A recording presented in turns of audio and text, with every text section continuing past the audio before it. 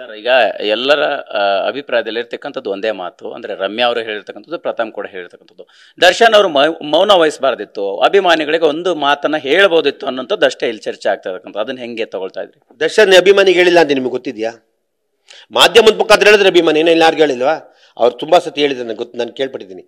ದಯವಿಟ್ಟು ವಿಷಯಕ್ಕೆ ಯಾರು ಬರ್ಬೇಕಾ, ನಿಮ್ ಕೈ ಮುಗಿತೀನಿ, ಯಾಕ್ರಪ್ಪ ನಮ್ಗೆ ಹಿಂಗೆ ಕೊಡ್ತೀರಾ, ಯಾರ ಬಗ್ಗೆನೂ ಮಾತಾಡಿ ಅಂತ ಹೇಳಿದ್ದಾರೆ, ವೈಯಕ್ತಿಕವಾಗಿ ಹೇಳಿದ್ದಾರೆ. ಅವ್ರ ಮಾಧ್ಯಮದಲ್ಲಿ ಯಾಕೆ ಹೇಳ್ತಾ ಹೇಳಿದ್ರೆ, ಅವ್ರ ಮಾಧ್ಯಮದ ಯಾಕೆ ಹೇಳಿಲ್ಲ ಅಂದರೆ, ಮಾಧ್ಯಮದವ್ರು ಅಷ್ಟು ತುಂಬ ಅವ್ರಿಗೆ ಅವಾಗ ಆ ವಿಷಯದಲ್ಲಿ ಟಾರ್ಚರ್ ಕೊಟ್ಬಿಟ್ಟು ಅವ್ರ ನೋವಿದೆ. ಇಲ್ಲಾಂದ್ರೆ ಅವ್ರು ಇಲ್ಲಿ ಹೇಳ್ತಾರೆ, ಅವ್ರ ದೇವಸ್ಥಾನ ಆಯಿತು, ಅವ್ರ ಕೆಲಸ ಆಯಿತು, ಅವ್ರು ತುಂಬ ಜನಕ್ಕೆ ಆಲ್ರೆಡಿ ಹೇಳೋರೆ ಅಭಿಮಾನಿಗಳು ಈ ಥರ ವಿಷಯ ದಯವಿಟ್ಟು ಯಾರು ಮಾಡಿ ನನಗೆ ಆ ಥರ ಅಭಿಮಾನಿಗಳೆಲ್ಲ ಆ ಥರ ನನಗೆ ಅಭಿಮಾನಿಗಳೆಲ್ಲ ಅಂತ ಹೇಳಿದ್ದಾರೆ. ಅದನ್ನು ತಿಳ್ಕೊಬೇಕು. ಅದರಿಂದ ಮಾಧ್ಯಮ ಮುಖಾಂತರ ಹೇಳಿದ್ರು, ಎಲ್ಲರಿಗೂ ಹೇಳಿದ್ದಾರೆ, ನಾನು ಹೇಳ್ತೀನಿ. ಸರ್ ಈಗ ಫೈನಲಿ ಕನ್ನಡ ಸಿನಿಮಾ ಇಂಡಸ್ಟ್ರಿಯಲ್ಲಿ ಒಗ್ಗಟ್ಟಿಲ್ಲ ಅನ್ನೋಂಥದ್ದು ಬಹಿರಂಗ ಆಗ್ತಾ ಇರುತ್ತೆ ಸಾಕಷ್ಟು ಸಂದರ್ಭದಲ್ಲಿ. ನಿಮಗೆ ಈ ಸ್ಟಾರ್ಗಳ ನಡುವೆ ಒಬ್ಬರನ್ನೊಬ್ರು ಪ್ರೋತ್ಸಾಹಿಸುವಂತಹ ಕೆಲಸ ಯಾಕೆ ಆಗ್ತಾ ಇಲ್ಲ ಅಂತ ಅನ್ಸುತ್ತೆ? ಅದು ಆಗುವ ಸಾಧ್ಯತೆಗಳು ಯಾವಾಗ? ಒಬ್ಬ ಲೀಡರ್ ಇಲ್ಲ ಇಂಡಸ್ಟ್ರಿಗೆ ಅನ್ನೋಂಥದ್ದು ಮಾತಿದೆ, ಅದಕ್ಕೆ ಹೇಗೆ? ನಮ್ಮಲ್ಲಿ ಒಗ್ಗಟ್ಟಿಲ್ಲ ಅನ್ನೋದು ನಿಜವಾಗ್ಲೂ ಸತ್ಯವಾದ ಮಾತು, ಯಾರು ಎಣ್ಣೆ ಮಾತಿಲ್ಲ. ನಿನ್ನ ಸಿನಿಮಾ ಹೋದ ತಕ್ಷಣ ನಾನು ಸಿನಿಮಾ ಹೋಗ್ಬೇಕು ಅಂತೇನಿಲ್ಲ. ಇವತ್ತು ನೋಡಿ, ಮೊನ್ನೆ ಬಂದಂಥ ಹೊಸ ಸಿನಿಮಾ ಸೂಪರ್ ಡೂಪರ್ ಹಿಟ್. ಖಾಲಿ 2 ಕೋಟಿ ಖರ್ಚು ಮಾಡಿದ್ದು 50-60 ಕೋಟಿ ಬರ್ತದೆ. ಆ ಥರ ಹೆಲ್ತಿ ಇರಬೇಕು. ಆಮೇಲೆ ನೀನೊಬ್ಬ ಕಲಾವಿದ, ಪ್ರತಿಯೊಬ್ಬ ಕಲಾವಿದನು, ಪ್ರತಿಯೊಬ್ಬ ಸಣ್ಣ ಟೆಕ್ನಿಷಿಯನು, ಒಬ್ಬ ನಿರ್ಮಾಪಕರು ಪ್ರೋತ್ಸಾಹಿಸಿ ನನ್ನ ಸಿನಿಮಾ ಹೋಗ್ಬೇಕು, ಅವನ ಸಿನಿಮಾ ಬರ್ದು ಅಂದರೆ ತಪ್ಪು. ಅದು ಆ ಬುದ್ಧಿ ಬರಬಾರ್ದು ಚಿತ್ರರಂಗಕ್ಕೆ. ನಾವಿರೋರು ಚಿತ್ರರಂಗನ ಉಳಿಸ್ಬೇಕು, ಬೆಳೆಸ್ಬೇಕು. ನಾವು ಸ್ವಾಮಿ ನಾವೇನು ಇಲ್ಲಿ ಯಾರು ಊಟ ಉಡ್ಕೊಂಡಿರಲ್ಲ, ನಾವು ಹೋಗೋದೆ ಪುಣ್ಯಾತ್ಮರು, ಮಹಾನ್ ಭಾವರು, ದೊಡ್ಡ ಕಟ್ಟಿರೋದಿದ್ದು. ನಾವೆಲ್ಲ ಇಲ್ಲಿ ನಾಟಕಕ್ಕೆ ಬಂದಿರೋದು. ಅದರಿಂದ ಬಣ್ಣ ಹಚ್ಕೊಂಡಿದ್ದೀವಿ, ಮಕ್ಕ ತೊಳ್ಕೊಂಡು ಹೋಗ್ಬಿಡ್ತೀವಿ. ಅದರಿಂದ ಚಿತ್ರರಂಗದ ಬಗ್ಗೆ ಯಾರು ಅಸಹ್ಯಗಳಿದ್ರೆ ತಿನ್ನೋ ಅನ್ನಕ್ಕೆ ಮಣ್ಣು ಹಾಕ್ತಂಗೆ, ನೀವು ತಿನ್ನೋ ಅನ್ನಕ್ಕೆ ಮಣ್ಣು ಹಾಕ್ತೀರ. ಅದರಿಂದ ಯಾವುದೇ ಕಲಾವಿದರಾಗಲಿ ಒಗ್ಗಟ್ಟಾಗಿರಿ.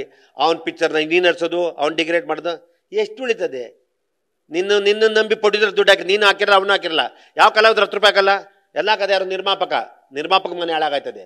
ನಿರ್ಮಾಪಕನ ಮೈಂಡಲ್ಲಿ ಇಟ್ಕೊಂಬೇಡಿ.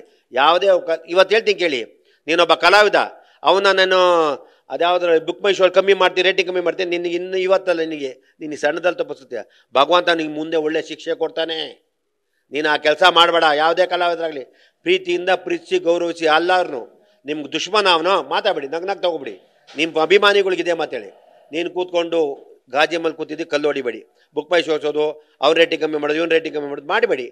ನಮ್ಮ ಚಿತ್ರರಂಗ ಬೇರೆ ಥರ ಅಲ್ಲ, ತುಂಬ ಚೆನ್ನಾಗಿ ಆಗ್ತಾಯಿದೆ. ಅದರಿಂದ ನೀವೆಲ್ಲ ಒಗ್ಗಟ್ಟಾಗಿರಿ, ಒಳ್ಳೇದು ಬಯಸೋಣ. ನಿಮ್ಗೆ ಇಷ್ಟ ಆಗಲ್ಲ ಮಾತಾಡಬೇಡಿ, ಅಲ್ಲ ಅನ್ಬೇಡಿ ಅಷ್ಟೇ. ಅದು ಬಿಟ್ಬಿಟ್ಟು ಯಾಕೆ ಟೆನ್ಷನ್ ತೊಗೋತೀರಾ? ಇದು ಮಾಡಬೇಡಿ ಅಂತ ನಾನು ನಿಮಗೆ ಕಳಕಳಿಯಿಂದ ಮಾಡ್ಕೊತೀನಿ.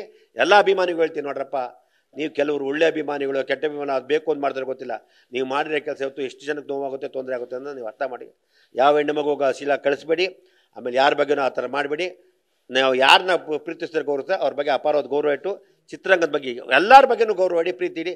ನಿಮ್ಗೆ ಇಷ್ಟ ರೆಸನ್ ಮಾಡಿ, ಕಷ್ಟವಾರ ನೋಡಲ್ಲ ಅಂತೇಳಿ ಅಷ್ಟೇ ನಿಮ್ಮನ್ನು ಮನವಿ ಮಾಡ್ಕೋತೀನಿ. ಥ್ಯಾಂಕ್ ಯು ಸರ್, ಧನ್ಯವಾದಗಳು. ಇದಿಷ್ಟು ನಿರ್ಮಾಪಕ ಕೆ ಮಂಜು ಅವರ ಮಾತಾಗಿರ್ತಕ್ಕಂಥ ಸದ್ಯಕ್ಕೆ ಕನ್ನಡ ಚಿತ್ರೋದ್ಯಮದಲ್ಲಿ ನಡೀತಾ ಇರತಕ್ಕಂಥ ಎಲ್ಲ ಬೆಳವಣಿಗೆಗಳ ಬಗ್ಗೆ TV9 ಜೊತೆ ಮಾತನಾಡಿರ್ತಕ್ಕಂಥದ್ದು. Camera person Mahantesh Tutay, Maltesh Jagen, TV9 Bengaluru.